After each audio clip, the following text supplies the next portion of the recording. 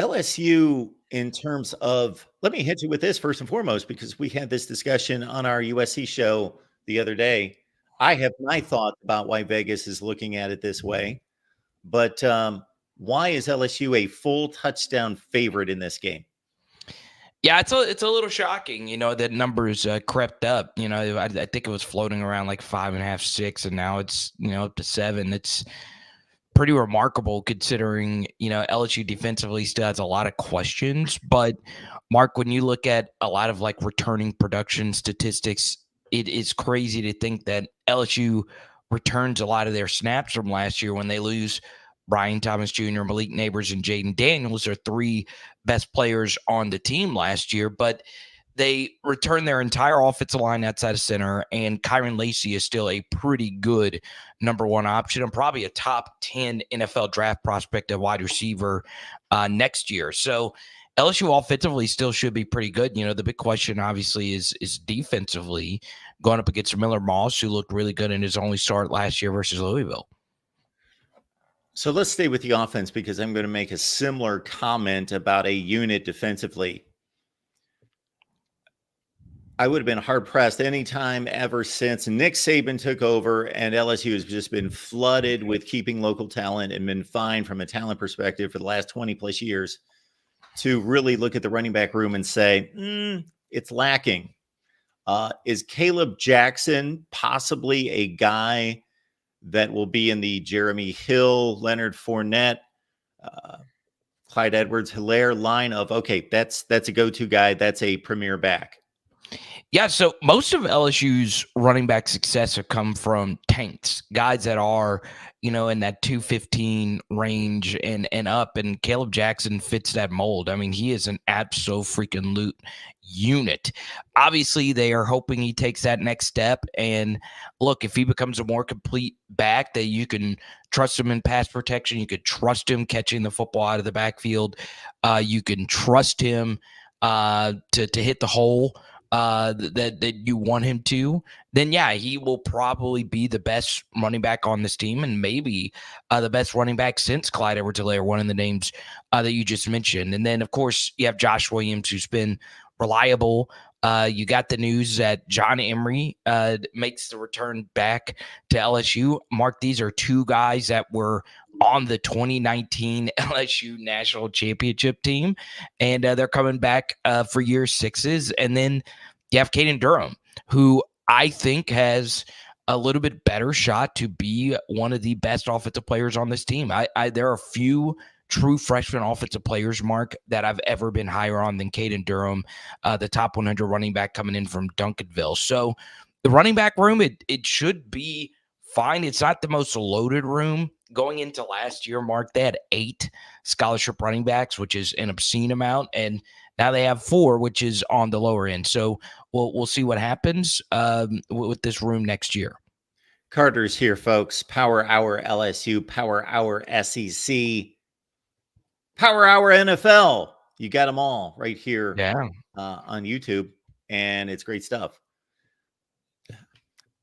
Another conflicting topic out there in regards to talent evaluation and personnel evaluation would be my thought process coming into the offseason.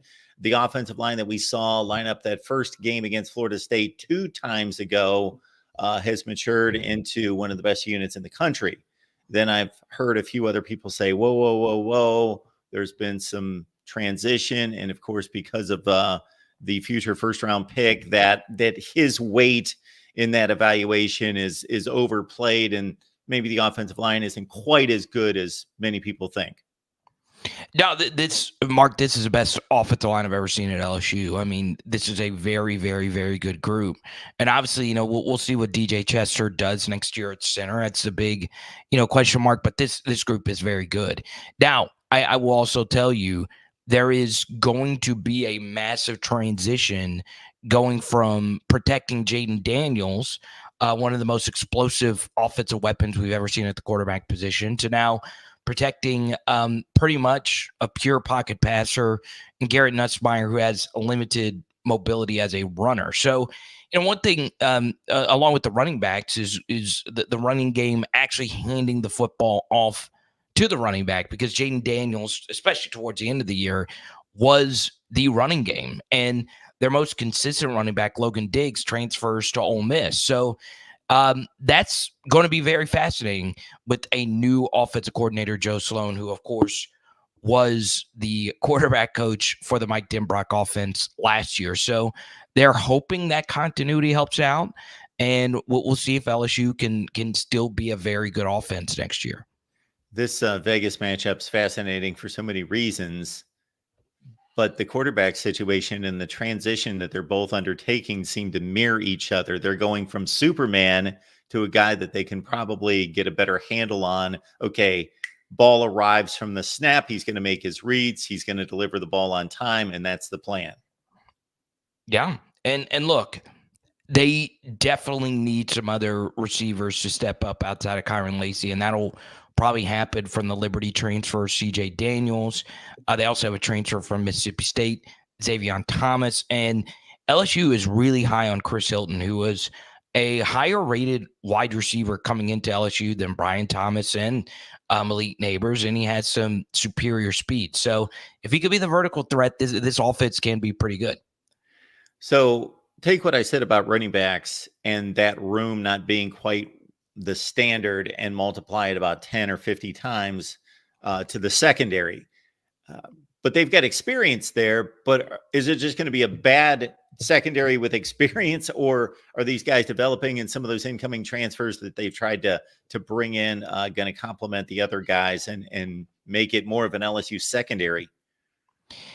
Yeah, Mark, the defense has so many holes, and it really starts up front. And the thing that concerns me, Mark, is the LSU secondary has a lot of returning production from last year. And, we talked about that with the offensive line. Well, the difference is the offensive line for LSU was really good, and a lot of the returning secondary wasn't really that good. So, obviously, with some new coaches, they hope to extract more out of this group that was mostly 4- and 5-star recruits. Sage Ryan is back. He was very up and down last year. Major Burns was back. He was very up and down last year. And, you're going to be going up against Zachariah Branch. You're going to be going up against Deuce Robinson. You're going to be going up against a really explosive USC offense. So we'll see if they can stop the explosive plays.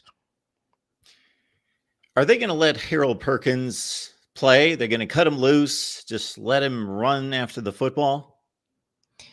Yeah, so he will be playing a traditional off-ball linebacker, and they'll try and turn him into the next Patrick Queen as a weak side backer. So it's going to be a transition. But one thing we've seen Blake Baker do is get the absolute best out of the players he's coached at the last couple of stops. He's really matured into being one of the best individual personal developers of talent on top of his scheme. So LSU is really crossing their fingers. Some people view Harold Perkins as a pure edge pass rusher player. Some people think this off-ball linebacker transition needs to be smooth. They tried it last year, Mark, and they quit it after the first game versus Florida State. So we'll see what they can do with Perk next year. 2025, of course, is on everyone's mind in regards to the recruiting game. June's a huge month, official visits, camps, and everything else. And even beyond that with 2026, how is the LSU recruiting game at this point? Yeah, Mark, it's been pretty good. Obviously, the big story over the past couple of months has been LSU losing DeCorian Moore. And obviously he's, the most high profile wide receiver in this crop. But the trenches are being recruited really well. LSU feels pretty good about getting an offensive lineman out of Arkansas named Carius Kern this week. And that's where things have really turned for LSU in recruiting, is the offensive line with, someone mentioned Bo Davis. That's the defensive line coach, and he's really good. And then you also have Brad Davis, the LSU offensive line coach, who has really flourished under Brian Kelly. And what makes that recruitment very interesting, and on the SEC channel, I do cover a lot of Arkansas Razorback stuff, is Brad Davis is from Baton Rouge, but his mentor is Sam Pittman, who's from Arkansas. And Arkansas rarely has recruits like Carius Kern. They have maybe 3 or 4 stars every year in the state of Arkansas. So it's going to sting even harder for Arkansas if LSU is able to flip Carius Kern, who was an Arkansas commit, to LSU. And it's going to sting even more for Sam Pittman, knowing that his protege actually was the one that took him. So a very interesting recruiting battle there.